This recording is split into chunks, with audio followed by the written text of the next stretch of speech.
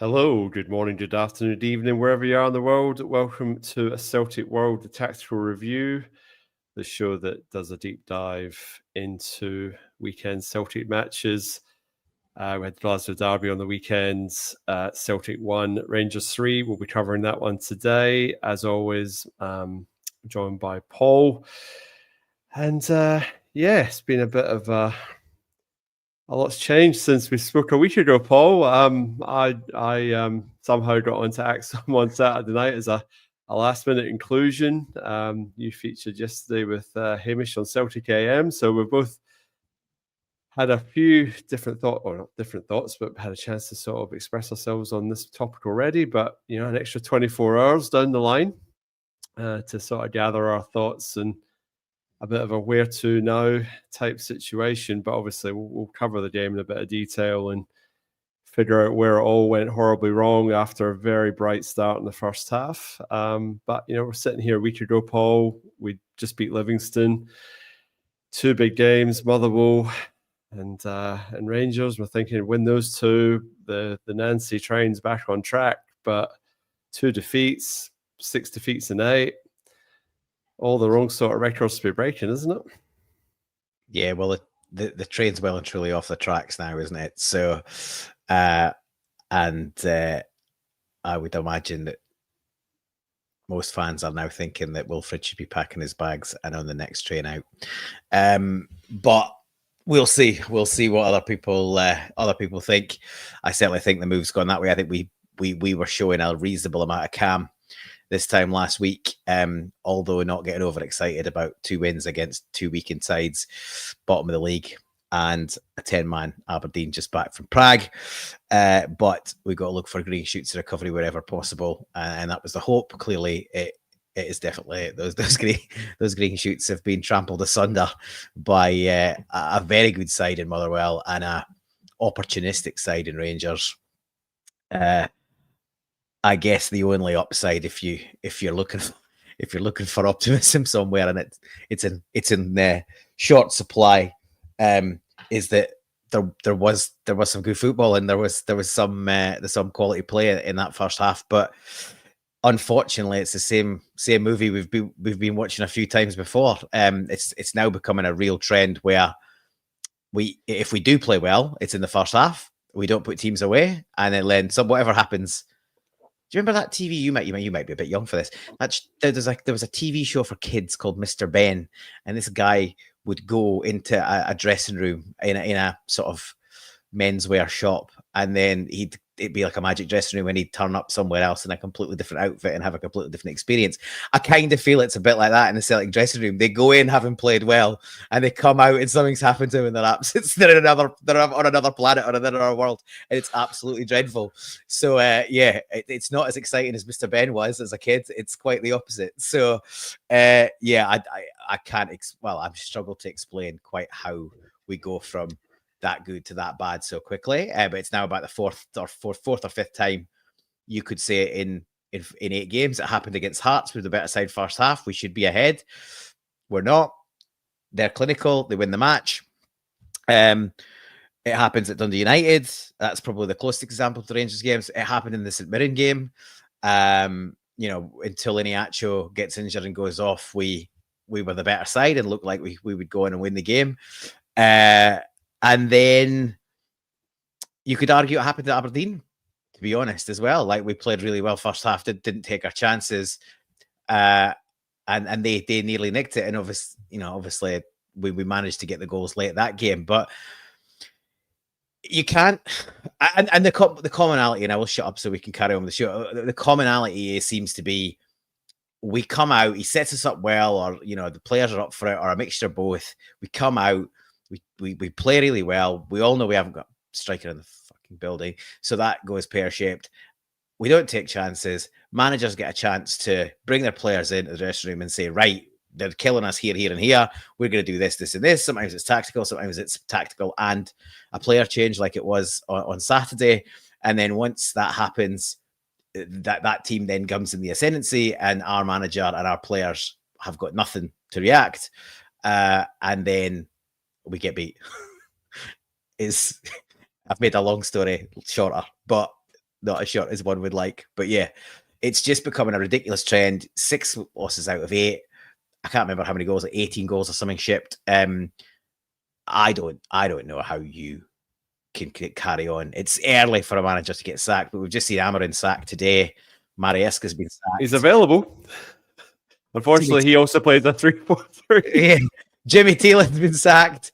Ironically enough, he got sacked after he switched to a back 4. And it still didn't go well. He was pressured into going to a back 4. He'd said he couldn't go to a back 4 earlier because it would look like he was bullied into it. Well, and then he was bullied into it, and then he gets sacked. So yeah, every time I open up the sports pages of soccer from back home, football from back home, there's another manager sacked. It's not ours. It's terrible. So yeah, we are where we are.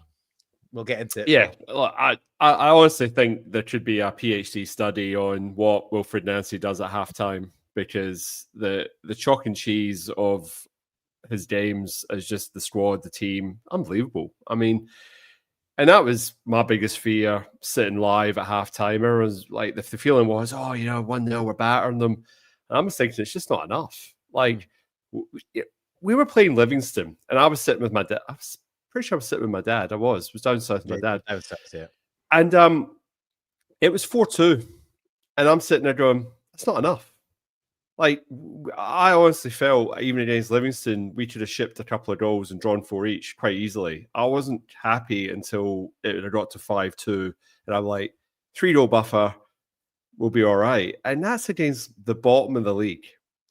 And I guess, we were trying to go for the shoots of optimism a week ago, saying, 2 wins. Hopefully it's, 2 data points, start of a trend, blah, blah, blah. But, they've become the outliers. And it just clearly shows how bad Livingston and Aberdeen are. Well, Aberdeen have just sacked the manager, so case in point.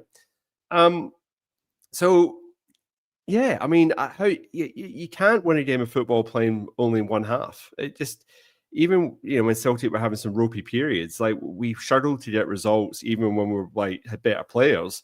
If you're only playing half a game of football, you've got to be out there for 2 halves. And that seems to be a defining characteristic under this tenure at the moment. It's all great to go out all guns blazing, but if you haven't got the fitness or the personnel to bring on to maintain that, what's your plan B? And the 2 real concerning things for me from wilfriednancy and a management point of view is, yes, he's only got the players he's got at his disposal. Yes, we don't have a good centre forward. Yes, a good centre forward would probably have changed some of these results, but it's 6 losses. It's not 6 draws or, we battled away and we just didn't get a winner or whatever. We, a couple of those games were absolutely trounced, proper beaten. The Motherwell game was a proper studding. The Roma game was a proper studding. That second half against Rangers, once they got going, the traffic was all one way, and we didn't have an answer for it. And this is my concern with him, is that he could see it was going south. He doesn't make a substitution until the 68th minute, and then what does he do? He brings on the new player, the Mexican Araru, brings him on at right wing back, moves Yang. And you said this, Paul, online. I said this online straight after the game. Our best player, our shining light, for once, down the right-hand side for a Celtic team all season, quite remarkable in itself, because everything's usually down the left. Having a great game. And what does he do? He drags him across to the left, takes McCowan off. So basically neuters Yang from that moment on and puts the new boy in a position where he's more of a right back. He's basically another Ralston, really, again, having to play out of position. And then later on, moves him to right centre back anyway. About 10 minutes later, it's just so disjointed. It just doesn't make any sense. It's like, all right, if you want to make a change and you want to take your left-sided player off, take him off and just put Stales in and push Tierney up. It's an obvious answer with the players that you've got available, but then he decides to make 2 changes and makes us even weaker. And this isn't just an isolation, Paul. This is pretty much every time he makes substitutions. It's too late. The writing's on the wall. You can clearly see the game's moving away from us. Makes the changes too late. And then not only that, makes changes that make no sense. I said at halftime, the 2 obvious changes there were Nygren and Kenny. They were the two players who were, neither was killing us. It's like, well, bring Hatate on like for like. I mean, Hatate was an absolute disaster when he came on, and that's a whole separate story. And I know, I apologise, guys. Our usual format's to start with the team sheet and whatever, but I already get this off my chest. Otherwise, I'm going to be sitting here pretty annoyed for the next sort of 50 minutes. But that for me is the manager's out his depth. And it's not one game. This has been a trend that's carried on through the games that I've been watching, and I just don't see any improvement on it. And for me, if he doesn't have the nous, because he's supposed to be like quite tactically minded, and it seems to be that he's got plan A and that's it. And plan A, unfortunately, at the moment seems to expire about the 50-minute mark, and it's just plan D for dreadful after that, because that's all it is. We're just basically wide open at the back, waiting to be exposed, of which we're going to show you in a few minutes with some stills. So anyway, got that off my chest. Paul, this was the team lineup. I literally, like I said, I was hosting my family, and then got a text message 10 minutes beforehand saying, we're one short for Axel, can you come on? I'm like, okay. So very quickly I had to sort of get my head around what was happening. So team lines here. Schmeichel and goals, back three of Ralston, Trusty, and Tierney, Yang, Engels, McGregor, McCowan, and then Nieder and Maeda, and then Kenny up top. Do you feel that that's the best team he should have went with? He's obviously persisted with Kenny all the way through. After dropping him midweek against Motherwell, he went with your suggestion of a false nine. That was, I'm going to say, a disaster. I mean, there was no focal point whatsoever. Going back with Kenny, what were you thinking? You at the Celtic club, what was the atmosphere like? What were you? Where were you at? Yeah, so I was at the Celtic Supporters Club. It was absolutely rocking beforehand. Packed house, 300-400 people in there. Gary Jameson providing music. Brilliant atmosphere. Even you wouldn't have. There was a reasonable amount of booze being taken on, so it probably was tempering the nerves. But yeah, great atmosphere. First half performance obviously continued that on.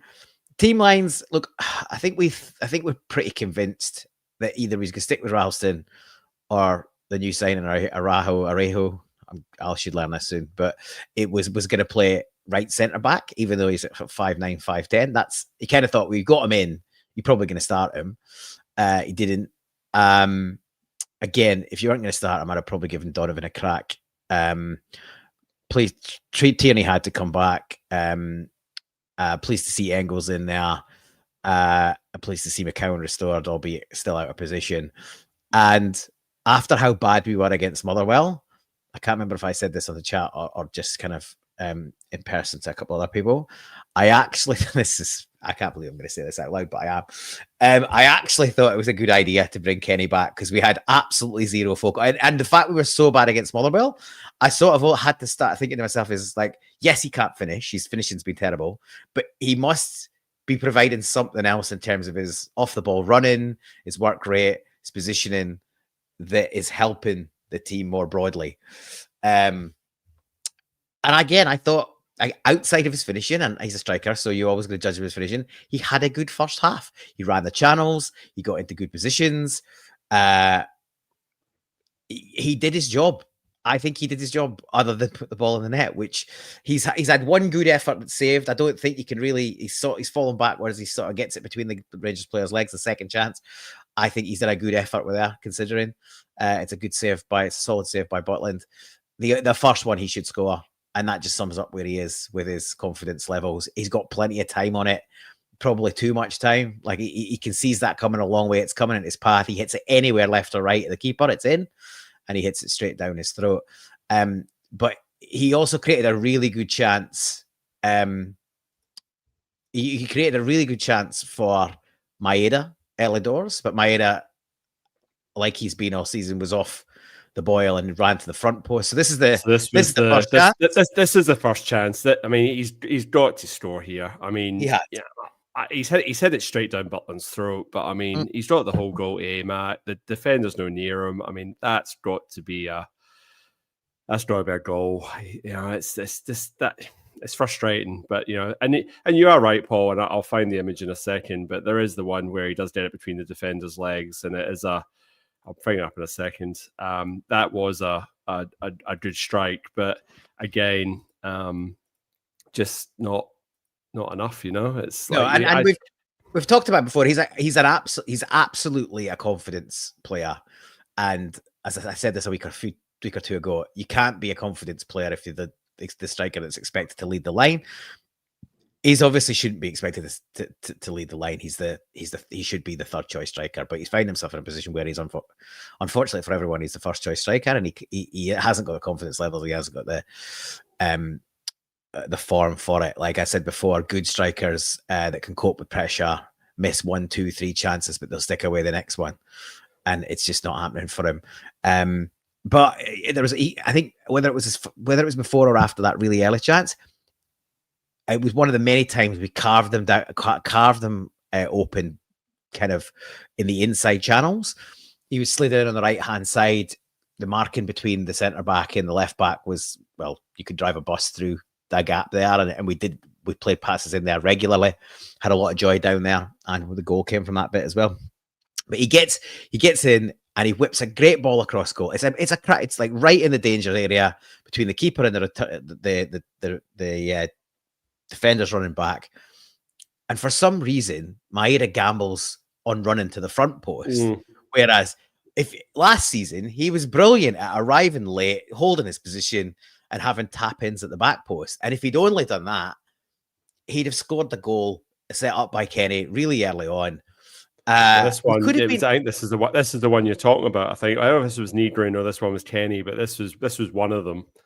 And again, actually, this one was cut out by Suter. This was an early one, so so that gets cut out. The next, it's Kenny in the middle, but the next one, Kenny's running the channel in a similar position. He gets closer to the byline. He flashes it right across the 6-yard box, and Dyson runs from this is Austin Trusty's header. This is the Trusty header.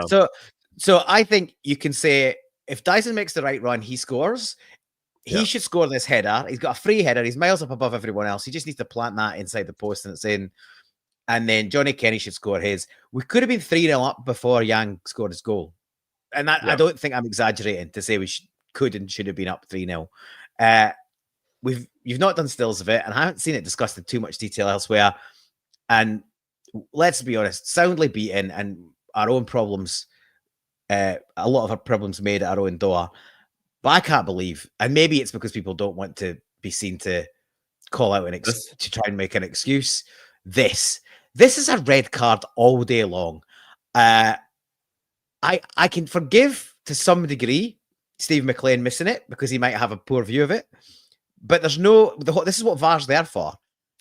And I had this argument with Sean at half time. I said, how's VAR not having a look at that? And he says, oh, well, I don't want VAR getting involved with these types of decisions. The referee should do it on the park. It's like, isn't it violent conduct? Is it not like he's caught him square on the chin? Like, and then you know what? He makes it even funnier, Paul. He gave a free kick to Fernandez. Yeah, he did. Really? And you get a free kick. You can see Fernandez's other arm. His left arm has got a handful of Engels' shirt, and it's halfway up his back. So, like, I don't know how he's given the foul. Well, we can speculate why he's given the foul that way, but I saw something online that said that he was lucky, and then obviously we're saying here, Ref Watch said no red card. I saw was it Keith Hackett in his car, that old arsehole, say that there wasn't enough force. Well, it was enough force to crack him in the face, knock him off his feet, and open up his face. He had a cut between his eyes. The fact that it just got waved away, no multiple. If that's one of our players hitting one of theirs, there's about 5 replays from every angle. You'd had the linesman going red card. Yeah, it was a proper crack. Like it doesn't come from miles, but it was a proper crack, and he catches him square on the elbow, right in between the nose. Between the eyes above the nose, and he cuts him. You can see the cut later in the game when there's a close up on his face. And look, again, we've made our own problems, but if they're down to 10 men in the 3rd minute, I fancy our chances to have a bit. We might have drawn the match, right? So, but no, joking aside, you 10 men, you'd expect we would we would have scored more than one goal in that first half the way we were playing. So I think that's a shocking decision. I'm really surprised there hasn't been more coverage of it across the board. You know, if it was the other lot, there'd have been a statement out straight after the game. Just pretty awful. And I sort of I didn't look up at the time because obviously I was in the supporters club having a 2 or 3 beers. But I checked it earlier. Kevin Clancy was on VAR. Now, Clancy is regularly held up as one of the officials that is has favoritism towards Celtic. So, but that kind of rhetoric is what ends up happening here. Is then he's scared to make a decision that, and somehow, and I think it's black and white that's a red, but he's managed to find the grey and back out of that. And again, like, we've watched these games for 30 odd years.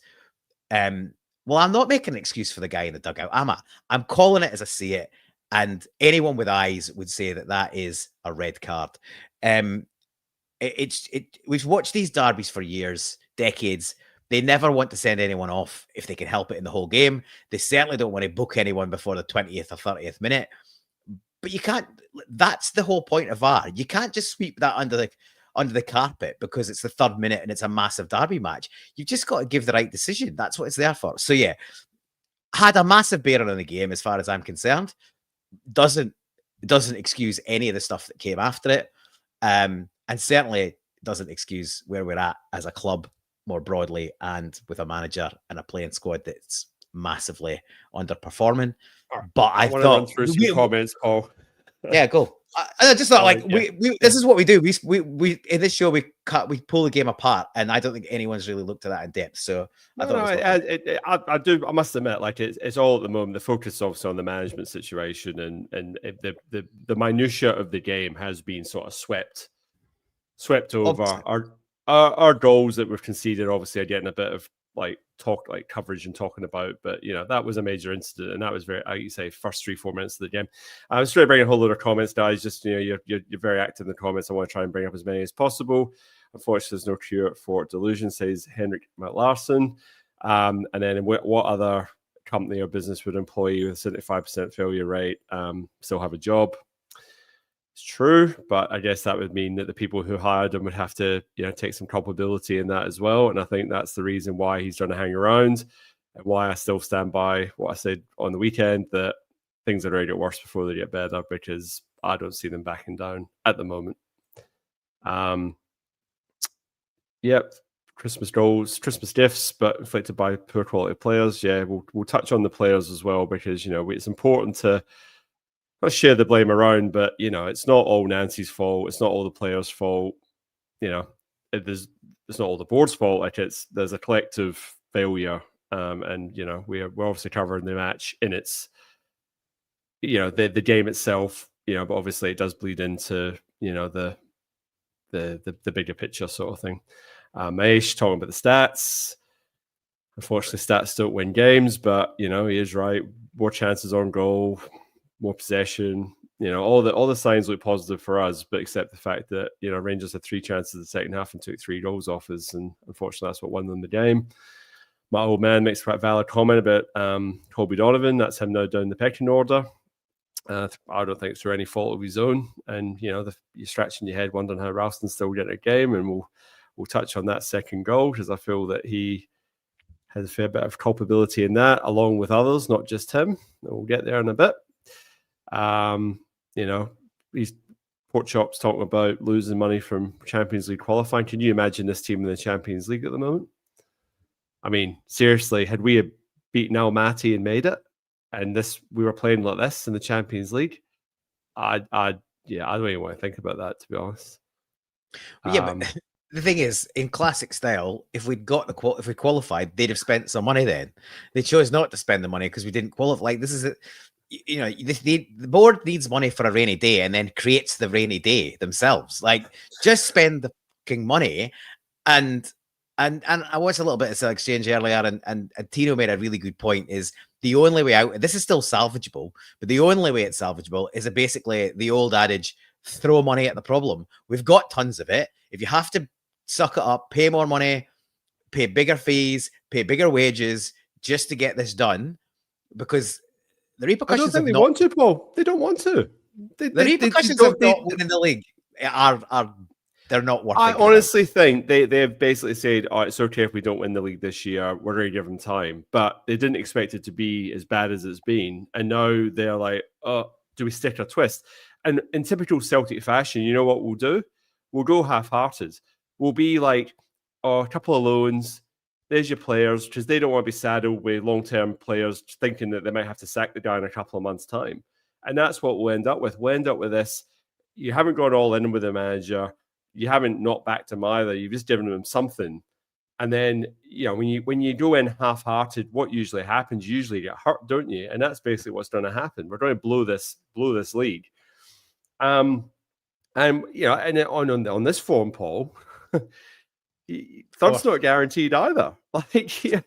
Actually, on this form, it's relegation form. Is what it is. Like if we didn't have the early lead. If this form this form continues, it's not even third or fourth we need to worry about. Top six is a problem. Top six is a problem. If you don't finish top three, you're not getting Europe. You don't even get into the Conference League. Even if you finish third, you're in conference. It's hopeless. We've got to win this league. And whether that's sticking with Nancy and throwing a ton of money at it, and maybe some smart loans. I've said it before, World Cup year, there'll be plenty of good loans around if you're smart, if you're well connected, if you're doing your job properly, all of the things we don't do, but that's a valid point. Or go out and buy players and chuck money out and pay them more wages, pay clubs higher fees, waste money that you could have earned 8 months ago if you'd done your proper work then. Every chick is coming home to roost with this one. It's just a shambles. But there is a way out of it. But whether this board are capable to get themselves out of it, I don't have much confidence, and I think a lot of the fan base are starting to come round to that same view. Less happy clappers around. I want to talk about the most positive moment of the game. Let's do it. It was the goal. This goal was like, the Yang gang, as a few people in our group chat, they're always sort of think there's a player there, and I think he's probably the one player who's gotten better under the system. 1 out of 11. But he's grown out of the right wing back role to a degree. But he's just getting regular game time, and I think that's probably what's showing here. But he's had the wherewithal here to drive into the open space. I mean, we talk about Celtic's defending, but wowee, Rangers left a big gap there. So Asgard puts in a very weak-hearted challenge because he's already on a booking. So the one thing Luke McCowan did in the first half was get Asgard on a booking. Probably led to him getting taken off at halftime, which probably ended up doing us a disservice in the second half. But couldn't put a tackle in here on Yang. Raston's weak as he doesn't put a challenge in either. I don't know how many stills I've got here. I was sort of doing this on the fly today, but yeah, this is Raston doing a very lazy leg in, and then I think is it Megahorn or Fernandez, whoever it is very slow to get across. Yeah, and Yang's just absolutely put his laces through it. And a bit of talk here about Butland. I think he's just been beaten for pace here, and I wouldn't be too critical of the keeper. I think this is a wonderful strike, and I mean, to be fair, he could have went anywhere really, but he's obviously had it top of the net, and giving Butler no chance from that sort of point blank range. But excellent finish, goal we're crying out for, and you're just thinking, oh, more of that, please. But unfortunately, that was all we had to really cheer about in terms of actual goals. It's a brilliant goal. It's a brilliant goal, and Yang. His attacking intent was great, but he put the fight in. He was winning, but he's not perfect. Yeah, he's been doing that for a few weeks actually. But he's not a perfect player, far from it. And people could still argue that he's probably not. He shouldn't be a first pick in a Celtic team, and maybe that's the case. But he was losing the ball occasionally, but then he was chasing back and doing sliding tackles and winning it back and then handing it off. And his energy levels were great. He's been asked to play in a position that requires a ton of effort and energy because he's covering the whole length of the pitch. It was a cracking goal. Basically takes 6 Rangers players out. I agree with you. If Butland saves it, it's a great save. It looks like it's straight down his neck on first viewing, but there's so much pace on it and bend. It's bending away from him just as it's sort of getting to him. So you can see why he doesn't react quite quick enough. It's a cracking strike. We were more than worthy of it. As I said, we could have had 2 or 3 before it. And you just thought, right, brilliant. We've not gone down first. The quality of play that we've put together, we've got a reward. Confidence should hopefully be flying through the team at this point. You've proved you can rip them apart. You've finally taken a chance. Go on and push on and get another 2 or 3 before halftime. You go and do that, you win the match. And but then they don't shut the park and nearly get an equaliser. And it was just a ball, again, a ball over the top. There was nothing really that special or finesse about this. And, I'll call a spade a spade. I thought Schmeichel, third goal, diabolical, and we'll get there in a bit. But this was a great save. Yeah. I think it's a really good save because when he actually scoops it, it's way over his head. So he's reacted really quickly to this one. He's reacted terribly to the third goal. But yeah, I guess this is one. I guess this is where he's actually strongest, though, Paul, because he's spreading himself and he's staying big. Like I think the issue for Schmeichel's diving and getting down low, and it is, and it's got that shoulder issue, doesn't he? So, and this is the what's his face used to play for Rangers. His last season was exactly Alan McGregor. Yeah. It's exactly the same. He was a wonderful shot stopper up until he wasn't. And this is effectively, we're seeing that the rapid decline of Kasper Schmeichel exactly the same as McGregor in that final season at Rangers. I was just saying, just hit the ball low and hard, and it's a goal. He's not going to get down.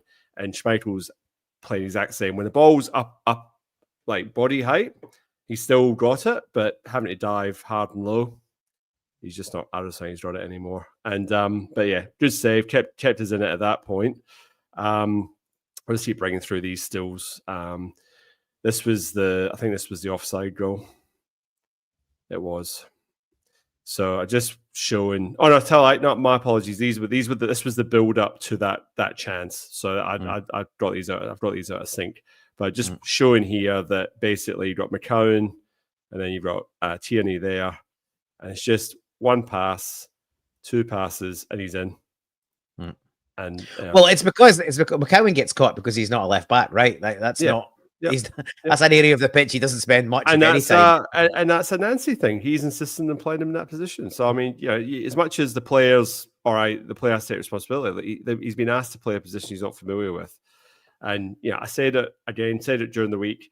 Last week, players are simple creatures. Like you take them out of their comfort zone, they're going to be very it takes time for them to adapt. But not only that, if half the team are playing in unfamiliar positions, then nobody's there to cover your teammate because they're too busy worried about themselves. And this is the issue for me, is that at the moment there's just too many players just playing for themselves and not playing for the team, simply because the byproduct of too much uncertainty and a lack of structure and a lack of familiarity. And that's on the manager. He's basically ripped up a game plan that has pretty much served us well for the better part of a decade. And when we're doing it this way, and had no preseason to do it, and now he's bemoaning not having a preseason. It's like he knew full well there was no preseason. And it's like that should not come as a surprise. And he knew going in that was going to be a challenge, but he's just basically done the same approach as if he was having a preseason.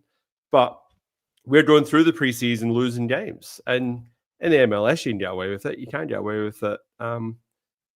This is what you do against a 4th division team in Portugal in the sun. You try players in weird positions and you get beat, and it doesn't matter. You can't be doing it in the middle of a title race. We were clearly carved open way too easily. But if anything, with a 1-0 lead at half time, we decided to be even more open second half, which is just ridiculous. But this comment from Strangelove here saying it's not the system, it's the players. It's both.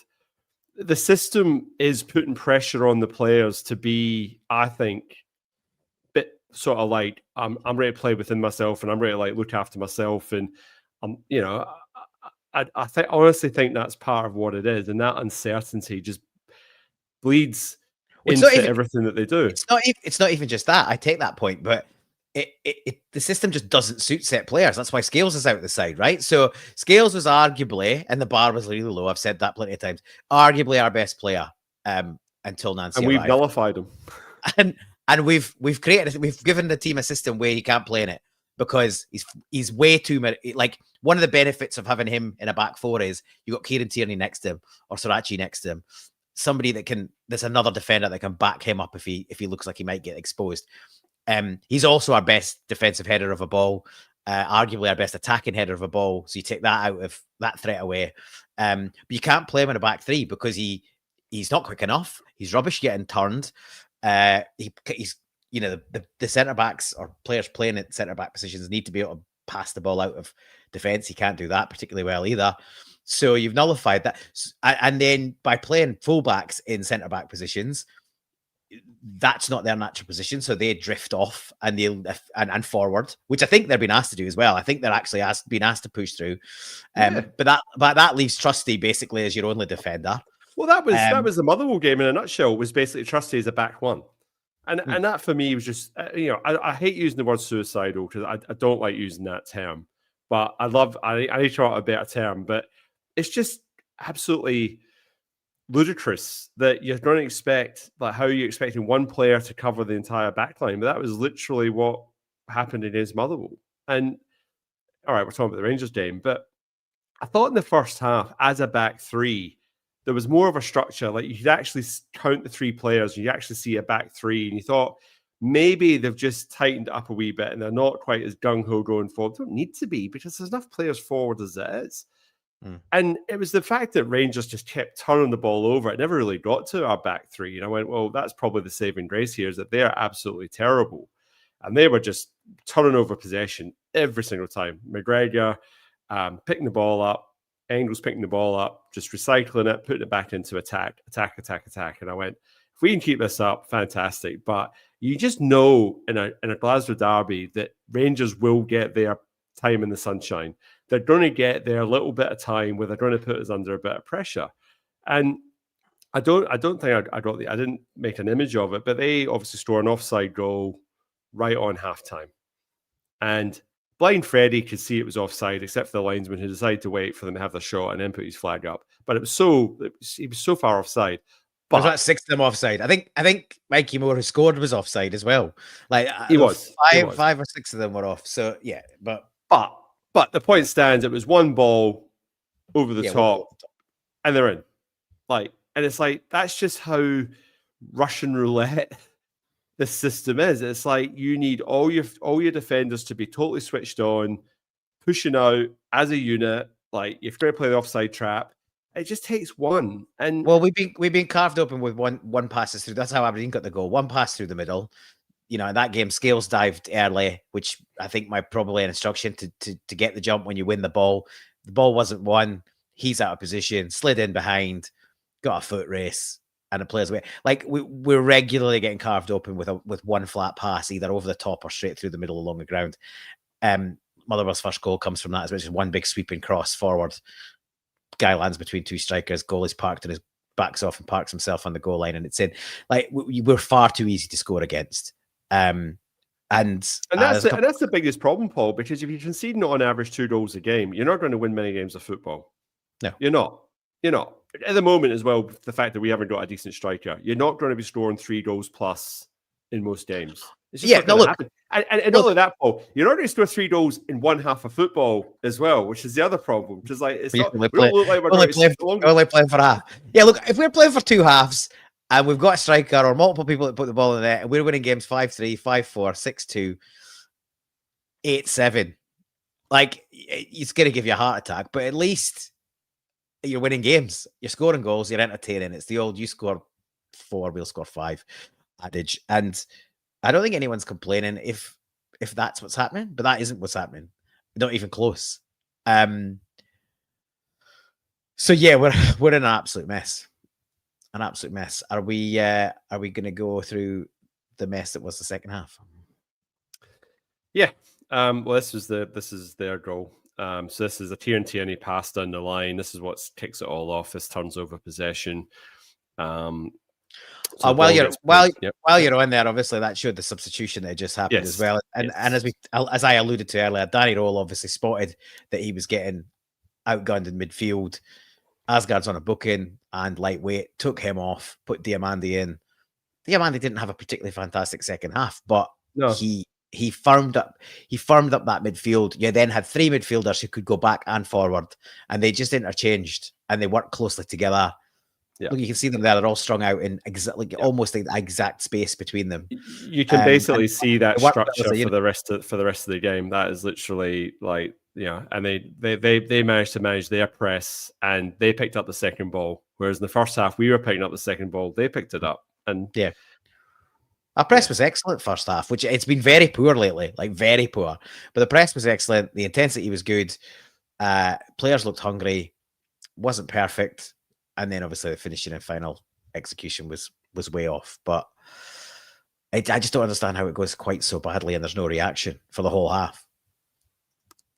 So this one gets cleared, and then this is a throw-in. This comes from a throw-in, ball back in. So Trusty's got to carry a fair amount of blame here. Can we go back to the one before? The one before that? Yeah. So that's Trusty started to kick it away. So he's fallen backwards and he's kicking it just anywhere off balance. Now, it's a shame we haven't got it just before us. It's coming to him. There's literally not a Rangers player near him. So this shows a lack of game awareness. This shows a lack of communication. He's got 4 teammates around him. And if Schmeichel's doing his job, which he's quick enough to shout and moan for any reason when a goal goes past him, it's somebody else's fault. He should be screaming at him to go, "You've got time." That's the most basic call to a teammate when you're playing football from the size of, I don't know, 5 or 6 years old. Time. Like, he's got loads of time. He could take a touch. He could pass it to, is that McGregor pointing? And he's becoming Peter Grant. McGregor pointing. Yep. Every week he's more like Peter Grant. Like, he's got time, but he doesn't get any support. He's got no awareness. He's got no time. He panics, that's what he does. He panics. He slashes at it, and then it fires off towards the touchline, and the Rangers player shepherds it out for a throw in. The throw comes in. We've got plenty of players around the ball, but we're standing watching. There's a nice little interchange here, and Raskin starts running into the space, and Trusty's about a foot taller than that guy, and he's just waltzed round him. There's no pressure on him. He doesn't get close enough. He's got an advantage in height, power, strength, and he manages to get ragdolled by a what is it, a 5'5" or something ridiculous. Yeah. And then poor Yang's left to be the covering defender, who's basically a right winger. And what's happening there else to do? He's the other centre back. He's standing watching as Chermati makes a run to the front post. He should be covering if there's one centre forward, and there's 3 centre backs. So if that centre forward's coming from your position, look, he's you can see this is the image before. So you can see Ralston's obviously picking up Mikey Moore, but surely he's right to make the run at the front post regardless. Like, he's right to cut the danger. Yeah. Well, and this is the problem with our defense in terms of bad decision making. So Trusty's made a bad decision early on because he's panicked and he's just slashed it and it's gone out of pitch. He makes a bad decision by he overcommits here and lets Raskin get round him, and then Ralston's guilty of ball watching and doesn't go to the danger. And then we get to the second goal, and there's even more blame to go around on that. But yeah, it's just a good finish by Chermati. Like, it's a kind of finish you'd expect from a bloke you spent nearly 9 million quid on. But it's been we're literally playing him into form, Paul. That's what we're doing. Well, I think I might have said this somewhere else, but I'll not a word of a lie. When that team lines came out and he was started, I said, watch that guy get a hat trick and we'll play him into form. And I was a goal off, but that's pretty much what happened. It just beggars belief that we're allowing our rivals to get this kind of leg up. Like, was that 11 points they've caught up on in the last few weeks? Yeah. This is a team who couldn't win in 5 or something at the beginning of the season. A manager getting his haircut piled on top of him in every game he didn't win. Swimming lessons in Loch Lomond, like an absolute laughingstock, chased, and now we are borderline. We're about to be overtaken by them. It's absolutely ridiculous. Sorry, Santoy, you're on the wrong podcast, mate. If you don't want to listen to a deep dive, it's therapeutic sometimes to talk through your pain, so you can sort of move past it. So I'm hoping the Celtic players are sitting down. I like to think they sat down on Sunday, if not this morning or right now, analysing the game, like all the mistakes that they made. But who knows? But yeah, this is what this podcast is all about. And it's probably an opportune time to say, please like and subscribe to the episode. It does help other like-minded Celts find us online. We try to be an optimistic bunch, the two of us, but at the moment it is a little bit difficult. And that tends to be the mood music amongst most Celtic podcasts at the moment, which is I'll listen to a few on the weekend, and there wasn't much post-Christmas cheer, but what are you going to do? Paul, they make it one each. We actually do have two chances here that I kind of almost forgot about, and then when I was watching the highlights back today, there actually were two decent chances. This one's Maeda, so this is Negrin, I think. He's at the ball. He's got to score here. Yep. He's got to score. And again, at 1-1, we score here, tails up. He's got the space. He's got the space. He's got the time. He's got the power. And he just hits it straight. He just needs to lift it. And I was so furious in the club. I was like, just clip it. And he's a bit erratic. But the amount of goals he scored last season, he scored all types of goals. He had little clips. Power shots. He smashed things in the top corner. He showed composure. He got in the right positions. This still isn't perfect because it looks like Butland's quite big here. But if we had the neck still, he gets low pretty quick. You can just he's got time to just clip it over him, and it's a pretty simple finish. But yeah, it's symptomatic of how we are playing as a team and how Daizamayera's season's going. He just. And this is the next one. So I believe this is Yang. I think at this point, wide. Was it Yang? I think Yang gets Yang has the header. Oh, Yang gets header. Yeah, sorry. Yeah, I can't remember who that was, but I think it might have been Yang. But there was a bad foul. No, it was Johnny Kenny. Yeah. That was it. He gets a free kick. That's right. Just Kenny gets taken out. That's right. So this is Kenny. He gets fouled. The ball comes across. Gets fouled. Gets a free kick. The laddie gets booked. And then this is the free kick, and Yang's the one. That's not a great image, but yeah. I was doing this on the fly, so Yang gets a header off there, and Butland saves again. And I think I made the comment that Butland kept Rangers in it, and I think that's a fair comment. I think he made 3 really good saves. The rest you'd probably expect a decent goalkeeper to make, but I thought there was the shot for Kenny, the one that goes through the legs, that was a really good save. And there was definitely two others. I felt he pulled a couple of saves and kept them in it, which ultimately proved valuable for them. This is the goal that Is the other Maeda shot before or after their second? Might be after. I can't. It might be after. I was only going with the BBC highlights. Unfortunately, I didn't have the time to go through the whole game okay. again. No, I think they were on it. He flashes it. He flashes that left foot drive. Oh, sorry. No. That's after this. No. I've got an image of that. I'm pretty sure that was after this. So this is the second goal. So this is your right-sided centre back taking a throw in. I'm not so sure that that's what's meant to happen here. McGregor's very close to Ralston, so it's a bit of a not a great pass back, but Ralston ultimately coughs the ball up. Basically, your man Shamiti gets onto the ball, and at this point, you can see Mikey Moore's here, Trusty's here. You've got Kieran Tierney tracking back with nobody, he's not got anyone with him. So surely, I would think, being a central defender back in my days, I'd be going towards the ball to try and close the danger, and Tierney would be coming across to cover Mikey Moore in the event that the ball gets slipped to him. And that's a pretty big if. You don't know what's going to happen. Chimiti might try and go out wide. You don't know. Obviously, ifs and buts. But we just let him run in.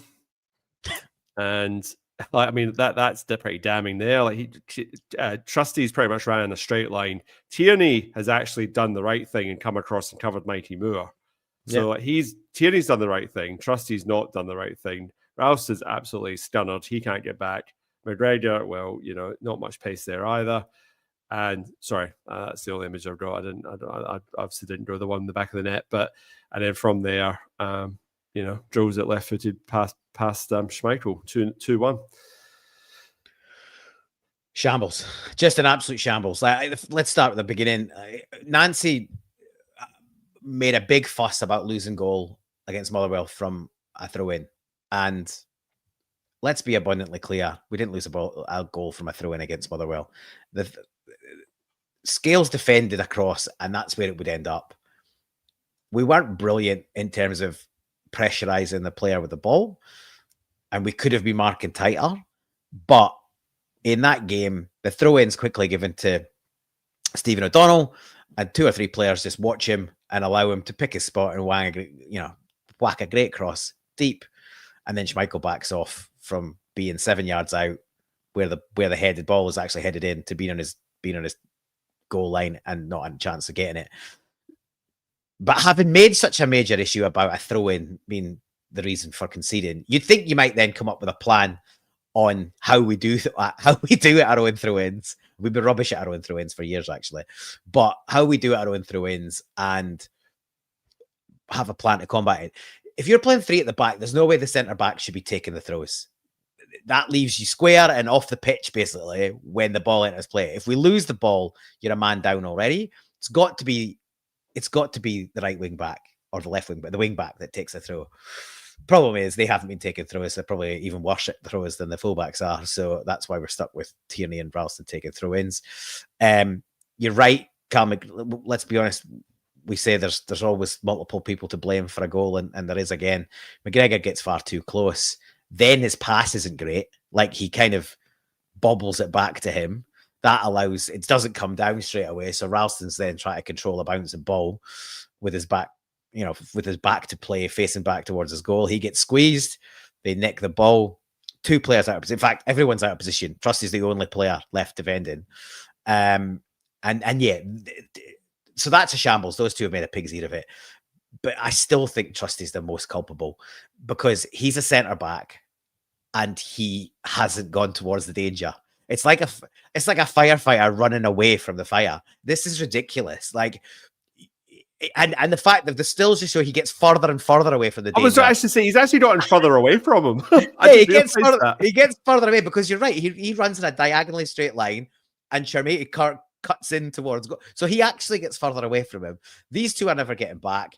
What he's got to do, he's got to work out. He's got to get to him before he hits the box. And worst case scenario, he's got to absolutely clatter him, take the ball, take the player. There's cover coming round. He wouldn't get a red, and you're not going to give a penalty.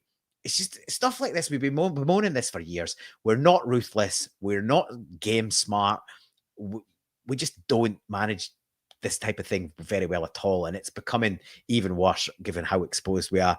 Tierney's done a great job. Look, even if Chermati does amazing, he could slide it past both of them. And I think, is that Gassama at the back post? He might be coming in and getting a shot on goal. But it's to get to that point, you probably, somebody else will tell me the XG, but that makes it a much harder chance if you just go and close the space. Yeah. If you go as early, it's just shocking. And Schmeichel gets a bit of a paw on it or a bit of body on it, but not enough to keep it out. And at this point, like, the heads went down at 1-1, but we created 2 or 3 chances.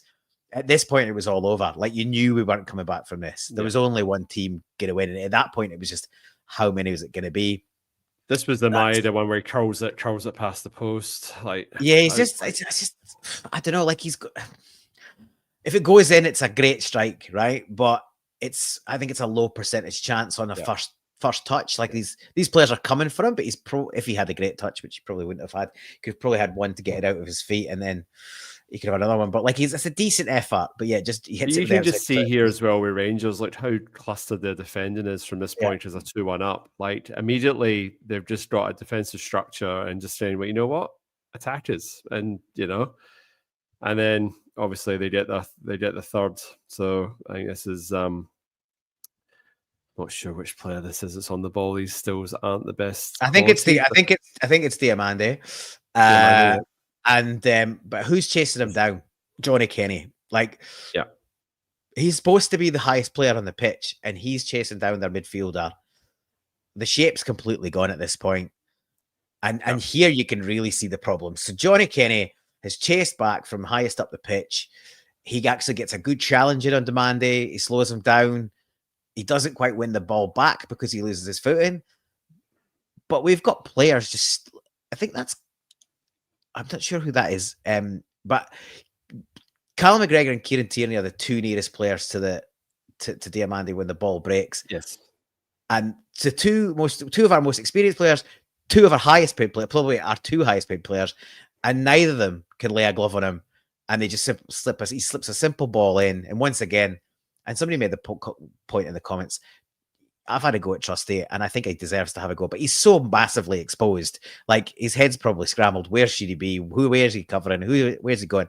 But here again, he reacts to the danger late. There isn't anyone else for him to defend against at this point. This is his only danger, and he still gets there late. I think he gets a tiny deflection on it, which there's an ever so slight touch on it, Paul, but I don't really think there's enough there to. It doesn't. I mean, it's the fact that it's so close to Schmeichel. I just don't think that. No, he's still got a valid criticism.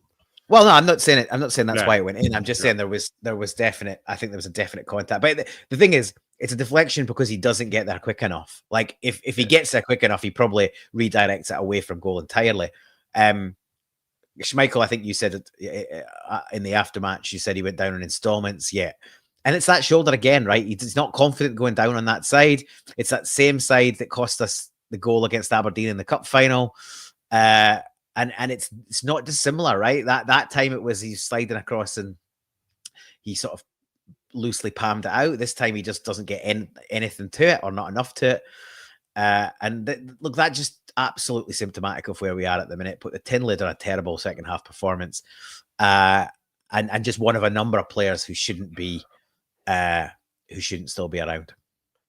I think the point I made with Trusty is that second goal that's a defensive mistake in the sense that you've got to snuff out the danger, whether you're a back three, a back four, back whatever. That's unforgivable. This I have a wee bit more sympathy because like all of a sudden he's a back two. It was him and Ralston. Like Kieran Tierney was up here trying to tackle Diamande. So the structure at this point had totally gone, and it was just it was literally a free for all. I couldn't see any structure by that point. So, I stand by the fact Schmeichel should have saved this. End of discussion. Like it wasn't a particularly powerful shot. It wasn't. I don't disagree. So I think regardless, Schmeichel should have saved that. He didn't. And 3-1. If it wasn't over at 2-1, it's definitely over at 3-1. And then that's obviously what triggers the mass exodus from Celtic Park by this point. But those two fuds just sitting there, just watching this, and it's like, do they have no shame? And I was under the impression Dermot Desmond was supposed to be in attendance, but apparently he wasn't. And then that's Wilfried up the tunnel straight away after the game. Wasn't hanging around. Not that you'd expect him to, given that result, but that's what happened. Paul, that's literally nearly on an hour. We've done pretty well. I'm going to bring up some more comments, and then I'll come back with any final thoughts. Daffy saying fans need to force this clown out, and I know you want to talk about that, Paul. So that's a good wee segue in a second when we'll get you come back in a second. Kevin One said, I can't watch this football till May. I don't think he'll make it to May, but I don't think he's imminently leaving the building either. And then, Pegleg Lauren saying, we're bringing in a winger when we're a team that plays wing backs. So why would we do that? That's allegedly our £2 million player that was signed who has a knee injury and is currently out injured. Is that correct, Paul? Correct me if I'm wrong. There's rumor we're signing a right winger and he's currently injured, so that's really going to help us at the moment. That sounds about par. I can well believe it. Then that sounds absolutely par for the course. And then a wee West Australian joke here saying that we are making the West Coast Eagles look good. That's one of our local AFL teams who are currently holding the wooden spoon as the worst team in the league. So we're definitely showing some of that form at the moment. Here we go. A few wee chirpy guys in the chat. I'm just finding them out. Paul, what can we do about this? I feel helpless. We're in Australia. I've chucked my Celtic TV subscription ages ago. I'm not giving these pricks any more of my money until there's some significant change at the club. They're not spending money on players. Clearly, the recruitment of the new managers, what sort of due diligence was done there?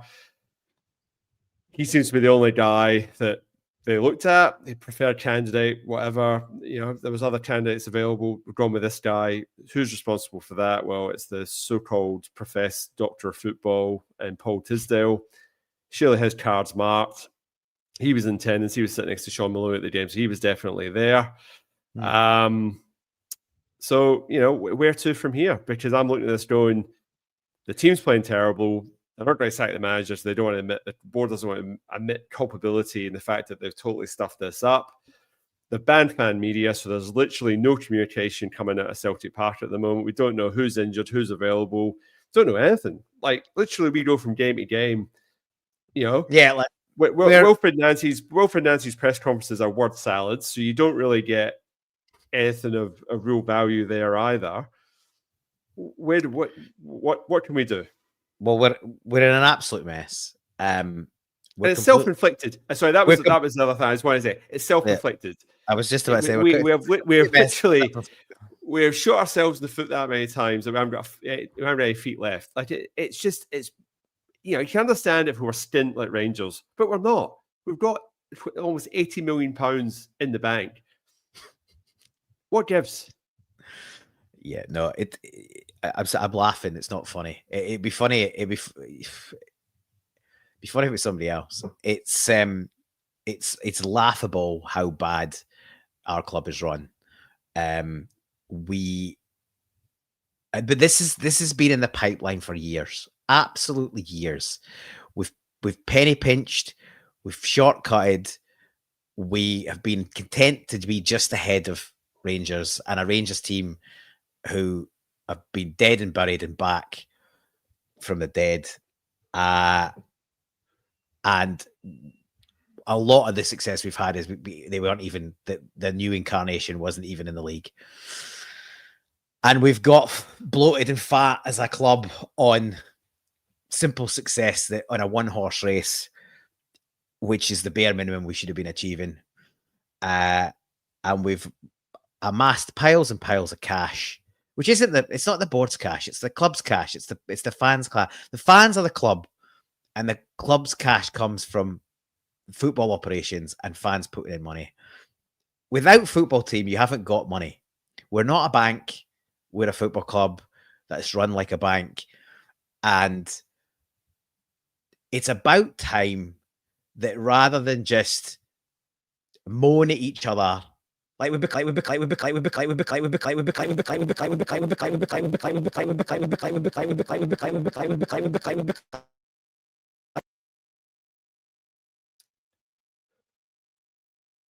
Sorry, Paul was just having some technical difficulties. He was about to make a very, very strong point there, and it just, unfortunately, technology's just let him down there.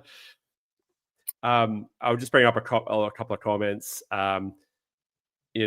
And then if Rangers were to win the league, obviously they get rid of their dross and bring in a whole load of better players. And that's the thing. That's the scary thing. Like Hearts will probably bottle it, but we won't be in a position to actually do anything about it. It will be, Rangers will be the beneficiaries of this. Paul, are you back? Nope, still going. All right, no, we're just Paul's just sorting out his technical gremlins. So I'll just see what other comments we've got. I'll bring them up. What else we got? Paul was doing a remix. So he's just getting in early for his musical recommendation.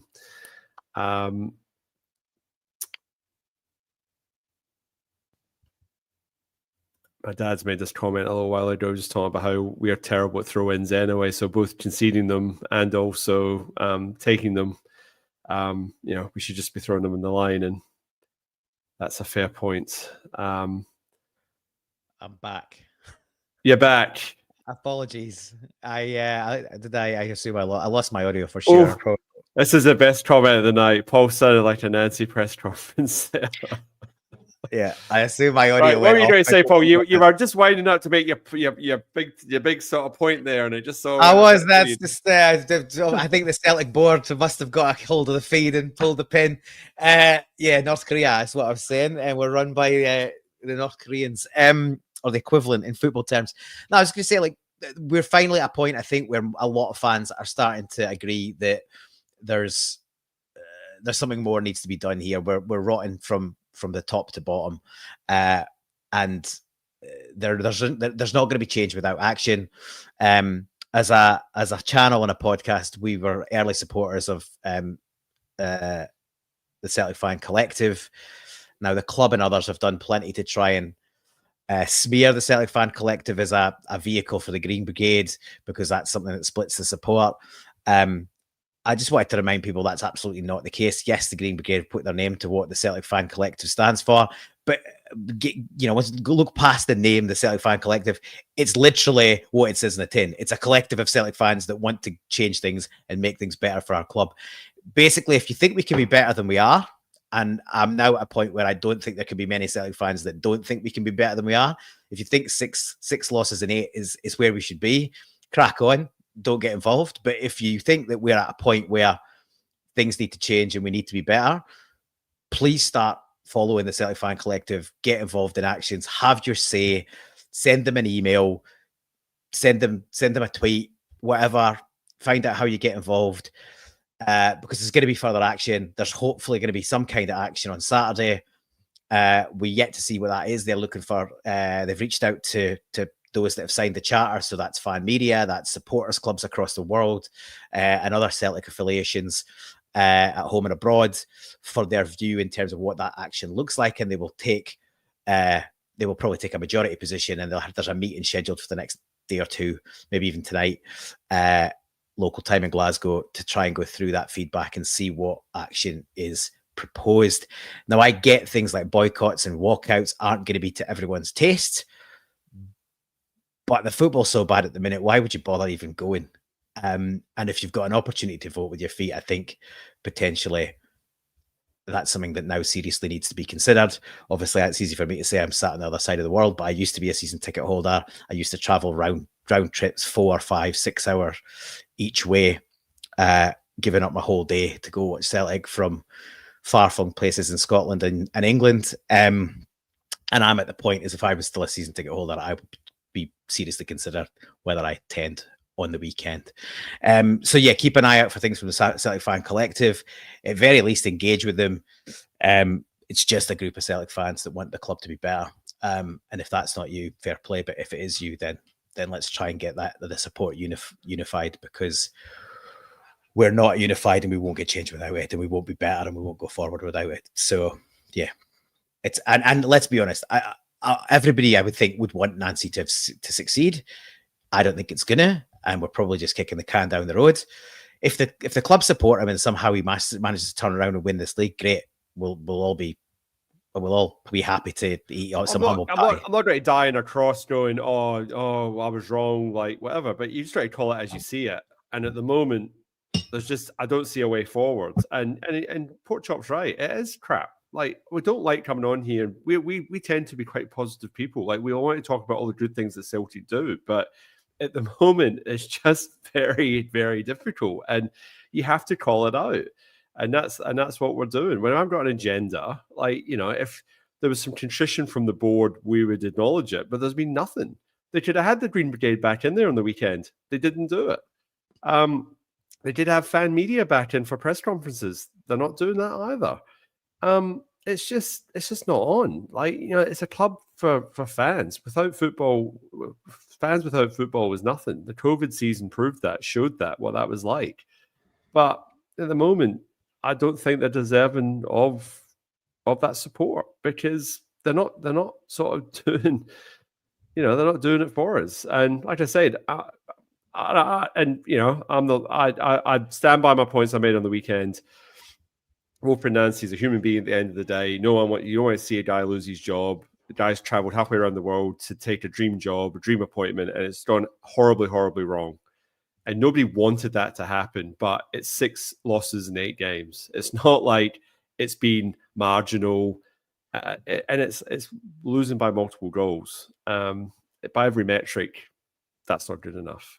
So that's the way we feel at the moment. And I was, like I said, a week ago, I was willing to give him the benefit of the doubt, but that Motherwell game really turned my mind, and then the Rangers game has obviously just sort of confirmed that. So it's a win now. A one win now wouldn't tell you anything, and I'm not convinced that we'll get a win against the United in the weekend, going how we're going at the moment. But anyway, that is a story for another day. Paul, I'm just trying to say Yang's my man of the match because that was an individual bit of brilliance. He was absolutely hamstrung, getting put out on the left in the second half. And it was a terrible decision. And and the new boy came on, did the most amount of praying I've ever seen before done on a football park. But too early to tell what he's about. But I dare say we need to be careful with him because before too long he might get injured because he's not played much football either. And that tends to be the guys we're signing at the moment, guys who haven't kicked the ball and I expect them to play 90 minutes. Gee, I think I've seen that movie before. Speaking of movies and whatnot, Paul, recommendations for this week? Yeah, but the week's gone by quite quickly. Obviously, we had Hogmanay and New Year's Day and all that in between. So, no music this week to recommend. No album releases or much to. Actually, that's not true. I'll give you a music recommendation because I think I might have mentioned this album coming out at the back end of last season when we were on a different channel doing this, and I hadn't actually heard more than 2 or 3 tracks. So I haven't formally recommended this album. So I will make Get Sunk, the second solo album from Matt Berninger of The National. The album came out in, like I say, late May or June. But yeah, I haven't mentioned it again since we came on air for this season. So yeah, if you're a fan of The National or that type of band, check out Get Sunk, which is Matt Berninger, the lead singer of The National's second solo album. And I just seen the pork shop saying so there's some scary horror movies coming out of Celtic Park at the minute. And on the slightly horror angle, I'm sure everybody that's has been watching it is already there, but I feel like it's worth mentioning that I think Stranger Things stuck the landing on a finale, which isn't always the case. So yeah, no spoilers, but if you're yet to see the Stranger Things season 5 and overall season finale, I think hopefully you'll enjoy it. Better than season 8 of Game of Thrones. I've never seen Stranger Things, so I have no idea what it's about. But well, I'm a latecomer. Like maybe if you've invested 10 years of your life in it, maybe you might think that it's not quite delivered for you. But I settle it. I've watched it. Well, no, but I watched it in the space of I watched 5 seasons in the space of a year, probably. So I got it all in. So I didn't have the weight that other people have waited, and I've seen some slightly negative feedback, but you can never appease every fan. But I think. Given what he was trying to do, I think it tied it up nicely. So, yeah, I'd if you haven't seen any of it, I think if you're a kid of the 80s, you would and early 90s, I think you would enjoy the nostalgia and the general storytelling. My wife and I are halfway through watching The Pit. Exceptionally good. So an ER type medical drama. But it's shot like 24. So each episode is 1 hour, which is 1 hour in the ER. So it's basically covering one shift of this doctor who's played by Noah Wiley, who, believe it or not, was in ER.